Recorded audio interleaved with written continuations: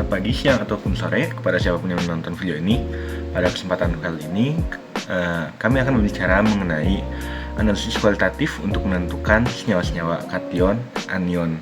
Pertama, apa itu analisis kualitatif? Analisis kualitatif adalah sebuah analisis yang berfokus kepada tipe atau bahan yang akan diujikan daripada jumlahnya, dari mana kita akan cari tahu apakah bahan itu ada atau tidak di dalam suatu sampel yang akan kita ujikan. Pertama-tama kita akan membicarakan mengenai anion. Ini saya akan menjelaskan tentang apa itu analisis anion. Analisis anion merupakan metode untuk mengidentifikasi ion bermuatan negatif dalam suatu sampel. Identifikasi ini dilakukan melalui reaksi khas seperti pembentukan endapan, perubahan warna, dan gas. Anion juga dibagi menjadi 3 golongan, yaitu golongan sulfat, halida, dan nitrat.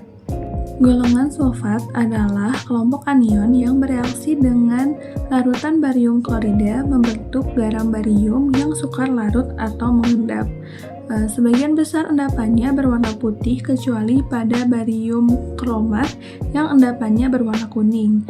Anion yang termasuk pada golongan sulfat yaitu SO42-, SO32-, PO43-, BO2-, CrO42-, CO32-, C2O42-, dan ASO43-. Golongan halida adalah anion yang akan mengendap jika direaksikan dengan perak nitrat dalam suasana asam. Endapan yang terbentuk memiliki warna khas, misalnya pada AgCl terbentuk endapan warna putih, pada AgL terbentuk endapan berwarna kuning, pada AgBr terbentuk endapan kuning pucat, dan pada Ag2S terbentuk endapan berwarna hitam. Anion yang termasuk pada golongan halida yaitu Cl-, Br-, dan I-. Selanjutnya ada uji pada anion. Pertama, uji pada golongan halida yaitu terdapat Cl-, Br-, dan I-. Ketika ketiga ion halida tersebut ditambahkan dengan AgNO3, ion halida akan bereaksi dengan ion perak. Reaksi yang terjadi yaitu Ag+ ditambah Cl- menjadi AgCl dan membentuk endapan putih. Pada Ag+ dan Br- menjadi AgBr dan membentuk endapan kuning pucat. Sedangkan pada Ag+ dan I- akan membentuk Agi dan endapan kuning. Endapan ini terbentuk karena senyawa perak halida tidak larut dalam air. Saat ditambahkan amonia, terjadi reaksi kompleks yaitu AgCl ditambah 2NH3 menjadi AgNH3 kali 2 plus ditambah Cl-.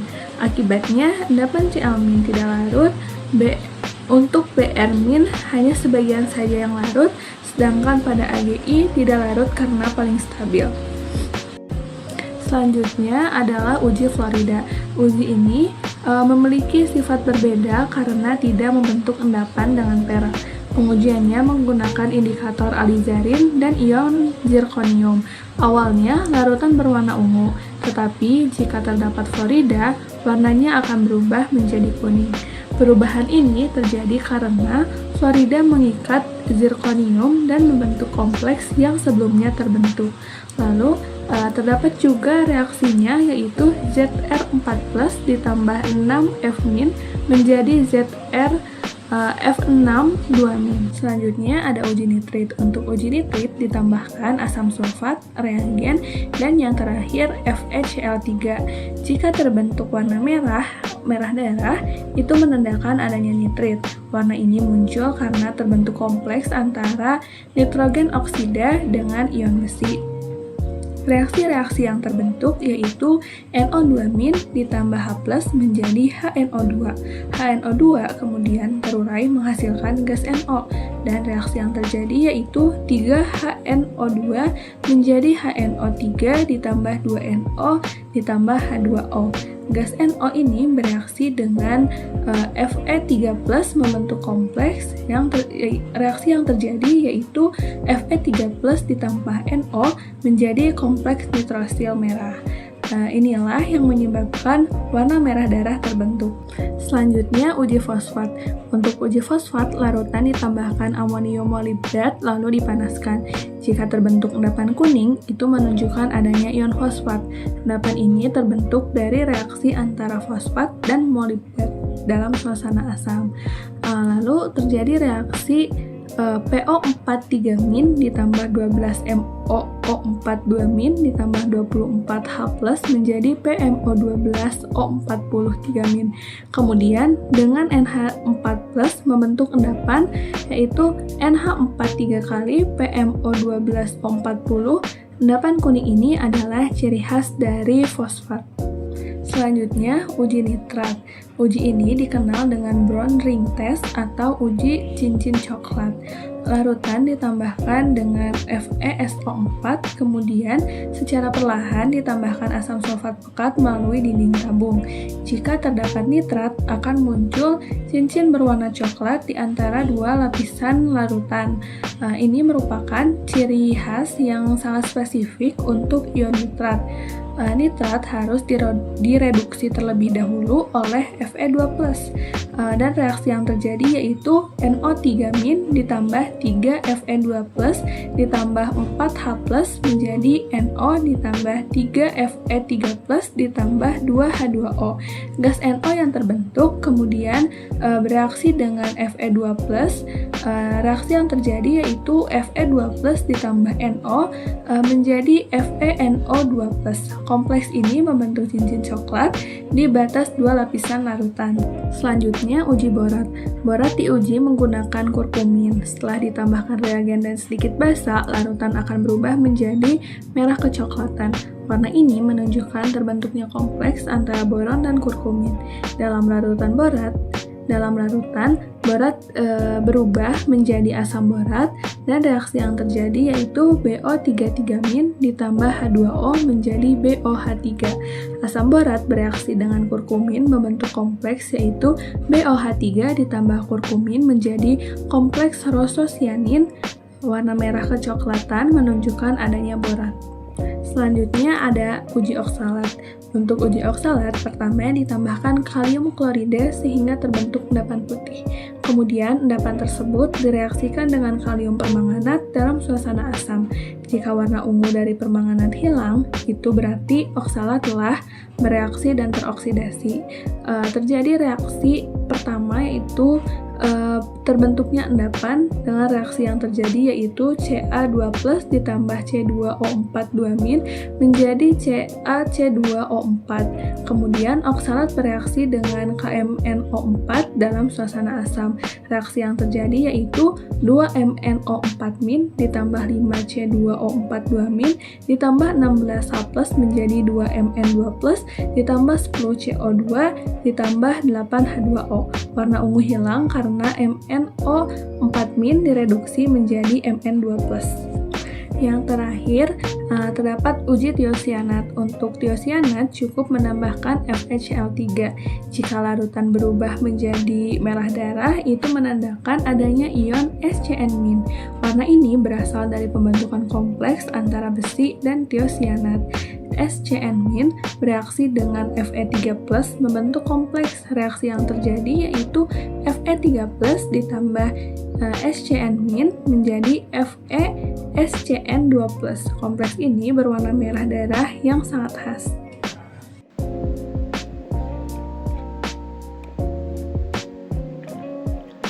Selanjutnya kita akan berbicara mengenai kation. Kation merupakan sebuah ion yang memiliki muatan positif. Bila kita lihat mungkin Ag+, mungkin Pb2+. Dan untuk golongannya ada beberapa golongan kation, yaitu terdapat golongan 1 sampai golongan 5. Golongan 1 merupakan kation yang akan mengendap bila direaksikan dengan klorida. Lebih umumnya yaitu menggunakan asam klorida atau HCl, yaitu termasuk Ag+, Pb2+, dan Hg2+. Dengan endapan yang biasanya berwarna putih. Selanjutnya terdapat golongan 2, yaitu golongan yang tidak mengendap dengan HCl, melainkan mengendap dengan dengan hidrogen sulfida atau H2S. Beberapa ion yang termasuk dalam golongan 2 ini yaitu Cu2+, Cd2+, Bi13 atau bismut 13, Hg2+, As, Sb, dan juga Sn. Selanjutnya terdapat golongan 3, yaitu golongan yang akan mengendap dengan amonium sulfida, yaitu termasuk Fe2+, Fe3+, Al, Cr3+, Zn2+, Mn2+, CO, dan Ni2+. Endapannya secara umum memiliki warna yang khas tergantung dengan ion yang mengendapnya. Jadi Fe2+ ataupun ion Al memiliki warna yang masing-masingnya berbeda.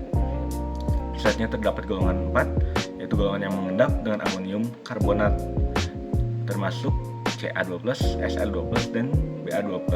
Dan terakhir golongan 5 merupakan golongan yang tetap larut dalam larutan dan sulit untuk mengendap, yaitu termasuk Na+, K+, NH4+, dan juga Mg2+.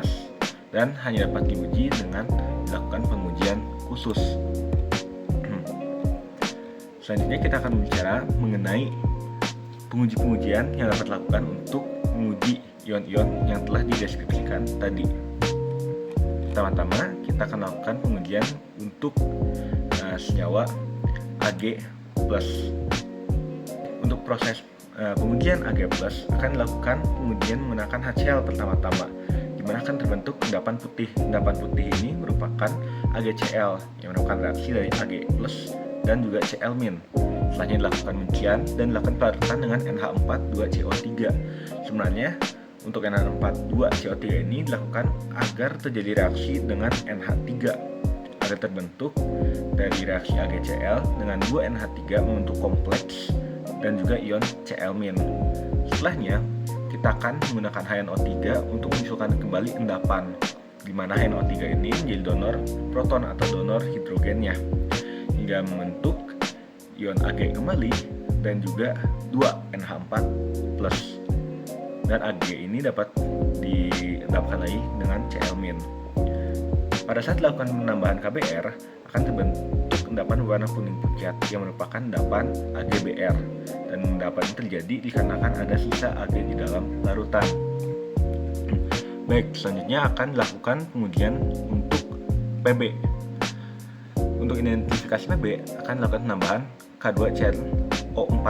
Ini akan membentuk PbCrO4 atau timbal 2 kromat yang memiliki warna yang khusus, yaitu warna kuning. Selanjutnya akan menambahkan NaOH untuk terjadi pengendapan pada larutan, dan selanjutnya adalah penambahan H2SO4 dan juga etanol untuk memunculkan endapan putih PbSO4. Selanjutnya akan dilakukan pengujian untuk proses Hg. Untuk uji Hg, yaitu pertama-tama dilakukan uji dengan SnCl, di mana diteteskan terhadap kertas saring dan akan terbentuk endapan hitam, yaitu reaksinya sebagai berikut. Selanjutnya dengan uji tembaga akan terbentuk amalgam atau permukaan yang mengkilap pada tembaganya pada saat Hg diteteskan pada permukaan logam tembaga. Itu akan terjadi reaksi redoks dengan terjadi reaksi berikut. Baik, selanjutnya akan kita uji Cu. Pertama akan diuji dengan beonsin oksim dan juga uap NH3. Larutan Cu diteteskan pada kertas saring, ditambahkan beonsin oksim lalu dikenakan uap NH3. NH3 itu akan berguna sebagai ligan yang menjadi donor elektron untuk Cu-nya, dan Cu akan membentuk kompleks amina yang berwarna biru. Reaksinya sebagai berikut: Cu2+ tambah 4 NH3 akan membentuk kompleksnya yang berwarna biru. Selanjutnya akan ditambahkan HCl dan juga K4 FeCN6 yang akan membentuk endapan berwarna merah. Reaksi yang terjadi adalah sebagai berikut: 2Cu2+ tambahkan ion FeCN6 4- akan membentuk senyawa kompleks yang berwarna merah coklat. Untuk kompleks ini sendiri memiliki nama tembaga 2 ferrocyanida. Baik, selanjutnya kita akan melanjutkan ke uji arsina atau arsenik. Dalam uji ini akan digunakan Al dan juga NaOH. Pada saat Al bereaksi dengan basanya, dia akan membentuk senyawa-senyawa dengan reaksi berikut, dan juga 3H2O. Hidrogen ini yang penting. Mengapa hidrogen ini dapat direaksikan dengan arsenit untuk menghasilkan gas arsina dengan reaksi sebagai berikut. Arsinanya akan menguap dan akan bereaksi dengan HgCl yang akan membentuk kompleks dengan warna. Setelah itu, pada tahap keduanya akan ditambahkan H2O2 dan juga pemanasan untuk mengubah AS3+ menjadi AS5+. Setelah itu, ditambahkan HNO pekat dan juga bereaksi untuk menghasilkan warna. Selanjutnya, kita akan melakukan uji SN atau timah 2. Pertama-tama akan lakukan penambahan HgCl hingga terbentuk endapan putih. Reaksinya adalah sebagai berikut. Jika SN yang berlebih akan membentuk endapan berwarna abu-abu atau hitam. Selanjutnya untuk uji Fe akan diujikan dengan KSCN atau kalium thiocyanat, akan membentuk senyawa kompleks FeSnCN12 dengan reaksi berikut dan memiliki warna darah atau merah yang pekat. Selanjutnya untuk uji Fe juga akan direaksikan dengan K4FeCN6, akan membentuk warna biru, yaitu K4FeCN6 disebut juga sebagai dengan nama kalium ferrocyanida. Reaksinya adalah sebagai berikut. Selanjutnya akan dilakukan uji terhadap mangan 2. Pertama-tama akan dilakukan penambahan HNO3 dan juga KiO3 untuk terbentuk warna ungu. Untuk HNO3 dia berperan sebagai asam kuat dan juga KiO3 dia berguna sebagai oksidator kuat. Yang akan terjadi itu adalah reaksi oksidasi mangan 2+ menjadi ion permanganat, yaitu Mn2+ menjadi MnO4-. Dengan warna ungunya itu adalah warna permanganat. Makanya dari awal akan bentuk warna ungu dalam reaksinya.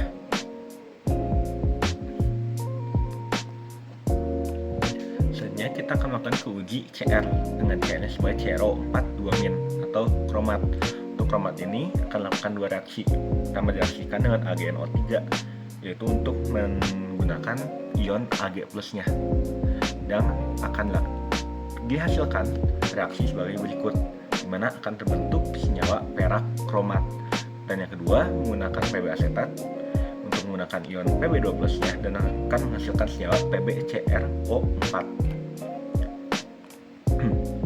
Baik, selanjutnya kita akan melanjut ke proses AS. Untuk AS ini pertama akan direaksikan dengan NH4OH untuk membentuk endapan aluminium hidroksida dengan reaksi berikut. Lalu akan dilakukan pemanasan dengan NH42CO3 untuk menghilangkan pengotor, yaitu proses pemurnian. Setelahnya akan direaksikan dengan murin untuk menghasilkan kompleks Al murin yang memiliki fluorensi hijau terang. Baik, selanjutnya akan dilanjutkan ke proses Ni. Untuk Ni atau nikel akan direaksikan dengan natrium asetat atau NaOH disebutnya biasanya. Untuk apa ini? Untuk mengatur pH-nya. Setelahnya akan ditambahkan dimetil glyoxim atau DMG yang akan membentuk senyawa kompleks yang memiliki warna merah dalam bentuk endapan. Selanjutnya kita akan berbicara untuk CO atau kobalt. Kobalt akan direaksikan dengan KSCN atau kalium thiocyanat yang akan membentuk senyawa kompleks antara kobalt dan ion thiocyanatnya. Untuk reaksi ini memiliki warna khusus. Lalu akan dilakukan penambahan amil alkohol untuk mengekstraksi kompleks tersebut dan akan muncul warna biru pada lapisan amil alkoholnya. Lalu setelahnya akan dilakukan pengenceran yang menyebabkan konsentrasinya berkurang dan bisa membuat warnanya memudar. Selanjutnya untuk pengujian Cn2+ akan direaksikan dengan kalium ferrocyanida yang akan membentuk senyawa kompleks ferrocyanida yang memiliki warna endapan putih. Selanjutnya kita akan bicara untuk proses Ca. Untuk Ca atau kalsium akan direaksikan dengan NH4,2C2O4 yang akan membentuk endapan putih. Dalam reaksi ini, C2+-nya ditambahkan dengan amonium oksalat yang akan membentuk senyawa kalsium oksalat. Baik, selanjutnya untuk Ba atau barium Ba2+ akan dilakukan penambahan dengan asam asetat untuk mengatur suasananya menjadi suasananya sedikit asam. Setelahnya akan dilakukan reaksian dengan kalium kromat yang akan membentuk senyawa barium kromat yang memiliki endapan berwarna kuning cerah. Selanjutnya yaitu untuk proses pengujian Mg2+ atau magnesium, akan dilakukan penambahan NH4Cl dan juga NH4OH untuk pembentukan suasana yang basah. Selanjutnya akan ditambahkan natrium hidrogen fosfat sehingga terbentuk senyawa magnesium amonium fosfat yang memiliki ciri khas yaitu berbentuk endapan yang berwarna putih. Untuk uji konfirmasinya ditambahkan titan yellow sehingga membentuk endapan yang berwarna merah. Selanjutnya akan dilanjutkan ke dalam NH4, uji NH4. Bila kita ingat, NH4 merupakan salah satu golongan 5 yang memang agak sulit untuk terendapkan. Karena itu digunakan uji khusus, yaitu uji lainnya.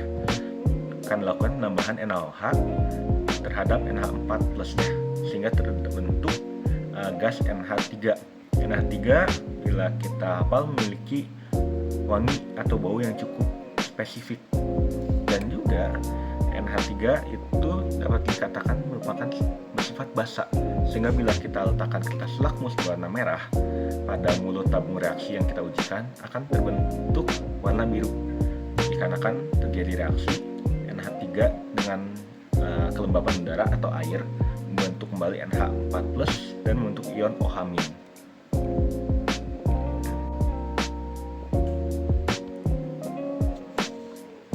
Dalam percobaan ini tentunya terdapat kemungkinan bahwa reaksi yang kita jalankan tidak sesuai dengan keinginan yang kita inginkan. Taruh kata di dalam uji AG dapat saja terjadi dalam reaksi dengan HCl tidak membentuk endapan. Mungkin terdapat beberapa faktor yang menyebabkannya dan mungkin beberapa cara juga untuk menanggulanginya. Faktor yang pertama yaitu dengan konsentrasi AG-nya terlalu rendah sehingga tidak dapat membentuk endapan karena KSP-nya belum mencukupi untuk membentuk endapan, sehingga diperlukan konsentrasi Ag yang lebih tinggi lagi. Dan salah satu yang unik adalah bila dengan asam yang terlalu tinggi, maka senyawa tidak akan membentuk sebuah partikel atau menjadi endapan, tapi akan menjadi sebuah ion kompleks dikarenakan Cl-nya yang berlebih. Dan juga pastikan alat itu sudah bersih sehingga tidak terdapat partikel-partikel lain yang dapat mengotorinya. Nah, karena itu praktikum harus dijalankan dengan kondisi yang baik, alat yang bersih, dan juga prosedur yang sesuai.